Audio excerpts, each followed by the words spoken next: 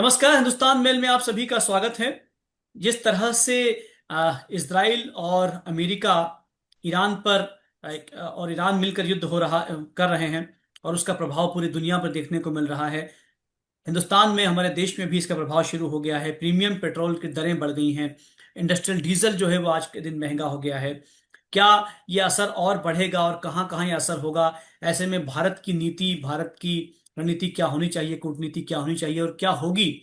इस बहुत सारे ऐसे ज्वलंत प्रश्न हैं जिन पर बातचीत करने के लिए हमारे साथ में मौजूद हैं प्रोफेसर राम श्रीवास्तव जी। सर, बहुत स्वागत करते हैं हम आपका। धन्यवाद। जी सर, सबसे पहले मैं बहुत संक्षेप में जानना चाहूंगा कि जो युद्ध जी चल पंकज रहा जी। है उसका असर देखने को मिलना शुरू हो गया है। प्रीमियम पेट्रोल के भाव बढ़ गए हैं, इंडस्ट्रियल डीजल के भाव बढ़ गए हैं। क्या सामान्य पेट्रोल डीजल के भाव भी बढ़ सकते हैं? निश्चित रूप से असर तो पड़ेगा, क्योंकि अब हमको वैकल्पिक रास्ते ढूंढने पड़ेंगे। वो काफी लंबे होंगे, आने जाने में उनका खर्चा बढ़ेगा। और शिपमेंट में इंश्योरेंस की प्रीमियम बढ़ गई है, क्योंकि रिस्क ज्यादा हो गई है। तो इस जी वजह से जब वो लागत में खर्चा ज्यादा आएगा, जी तो कंज्यूमर तक पहुंचते पहुंचते वो खर्चा किसी तरह पूरा तो करना पड़ेगा। जी तो हाँ, दुनिया के सभी देश इस समय जो है चिंतित हैं। और इस युद्ध की मार से वो पीड़ित हो रहे हैं, आर्थिक रूप से, सामाजिक रूप से। और कई देश तो ऐसे हैं जैसे पाकिस्तान, उनको तो लॉकडाउन लगाना पड़ रहा है। जी और हालत इतनी खस्ता है कि अभी अपन कल्पना भी नहीं कर सकते हैं। लेकिन भारत ने चूंकि पहले से आभास कर लिया था और इस बात का विश्वास था कि अगर कोई भी युद्ध चलेगा तो आज की तारीख में महीने 2 महीने से ज्यादा नहीं चल सकता है। और 3 महीने का हमारे पास पर्याप्त तेल का भंडार है। और जी वो भी ऐसा इमरजेंसी भंडार तैयार है कि इन केस अगर कभी युद्ध हो गया पाकिस्तान से और चाइना से या बांग्लादेश से, हालांकि होगा नहीं, लेकिन जी इन केस ऑफ इमरजेंसी हो गया, तो हम युद्ध भी लड़ सकते हैं और जनता की आपूर्ति भी कर सकते हैं। लेकिन हाँ, यहाँ जनता को थोड़ा सा आत्मसंयम बरतने की आवश्यकता है। जी वो इसलिए आवश्यकता है कि पंकज जी देखिए, बहुत पुरानी बात है पर सत्य है वो। मैं जब अमेरिका में था तो मैंने उनसे पूछा था, 1970 की बात है, कि भाई हमारे यहाँ तो पानी की बड़ी किल्लत थी, लोग आंदोलन कर रहे थे, तब नर्मदा नहीं आई थी। जी और आपके यहाँ इतना बड़ा महानगर है, पानी की कभी किल्लत नहीं पड़ी? तो उन्होंने कहा हाँ, 1965 में पूरी दुनिया में पानी का अकाल आया था। जी तब न्यूयॉर्क के मेयर ने एक अपील जारी की थी जी कि we are short of drinking water, पीने के पानी की कमी है, और नागरिकों से अनुरोध है कि वो उसका सीमित उपयोग करें, जी जितना आवश्यक हो उतना उपयोग करें। जी नतीजा ये हुआ, 3 दिन बाद इतना स्टॉक हो गया कि लोगों को कहना पड़ा, मेयर को कहना पड़ा कि हमारे पास अब पर्याप्त पानी है, आप उसका भरपूर उपयोग कर सकते हैं। जी जी इसके विपरीत भारत में क्या होता है, थोड़ी भी हवा लगी कि कल से पेट्रोल थोड़ा मुश्किल से मिलेगा, तो आज जी लाइन लग जाती है। लोग जी जिनकी आवश्यकता भी नहीं है वो भी टैंक फुल कराते हैं। जी आज जो गैस की किल्लत क्यों हो रही है? इसलिए हो रही है, पहले 50,000 50 lakh gas cylinder per day भरे जाते थे, सप्लाई किए जाते थे। आज वो मांग अचानक जो है 80 लाख से ज्यादा हो गई है, जी फिर भी पूर्ति हो रही है, आपने बहुत क्योंकि अच्छी बात राम श्रीवास्तव जी, वैकल्पिक आप जी जो आप बहुत महत्वपूर्ण बात ये कह रहे हैं कि जो भी स्थिति है, लेकिन उसमें पैनिक यदि बुकिंग होगी, पैनिक डिसीजंस होंगे तो उससे हालात और बिगड़ेंगे। एग्जैक्टली वही हो रहा है आज। आज की तारीख में गैस की कतई कमी नहीं है, पर्याप्त भंडार है, जी मिल सकता है। लेकिन नहीं, हमारा एक गैस सिलेंडर खाली है, पता नहीं आगे आएगा कि नहीं आएगा, तो उसको भरवाने के लिए भंडारण लाइन में करने लगे के हुए लिए। हैं। ब्लैक भी चालू हो गया है, जी ऐसा तो मौका ढूंढते ही रहते हैं। लेकिन यहाँ ये बात अवश्य है कि जब से ईरान ने, क्यों, ईरान के दक्षिणी क्षेत्र में इसराइल ने हमला किया ऑयल फील्ड पर, तो उसने बदले में जो है कतर पर कर दिया है।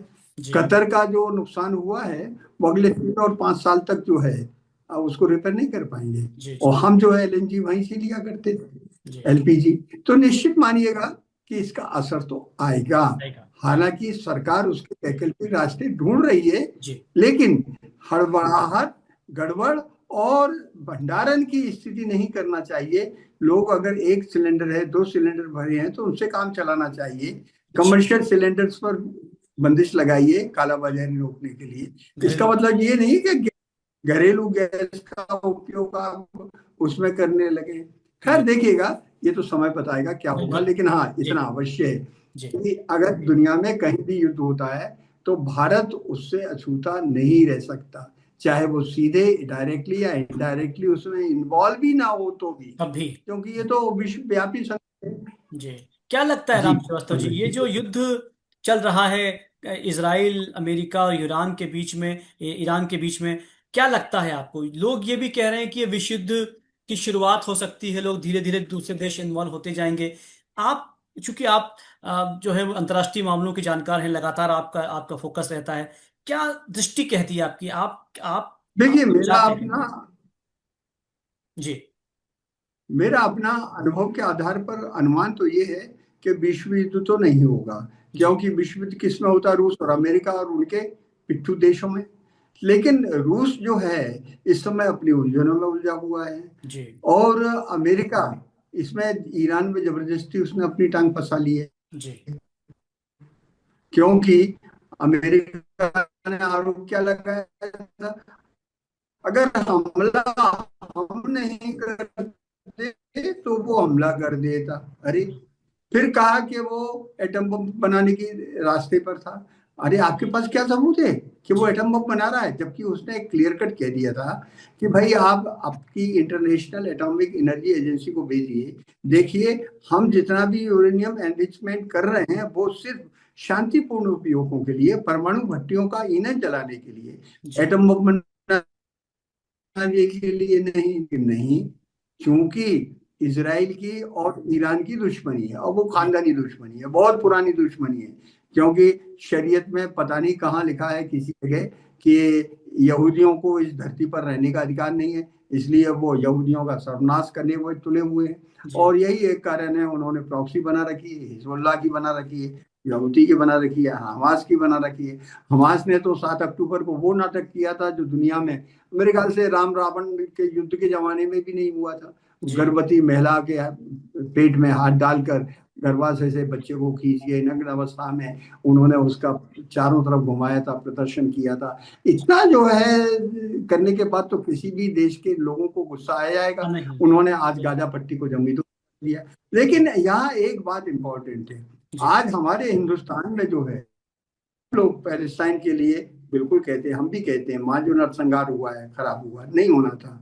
लेकिन यहाँ दूसरी बात ये है, इस समय लोग ईरान का पक्ष ले रहे हैं, बिल्कुल सही बात है। जी। ईरान पर जो आक्रमण हो रहा है नहीं होना था। हमारे प्रधानमंत्री ने तो पहले ही कहा था कि आज का युग युद्ध का नहीं है, डायलॉग और डिप्लोमेसी से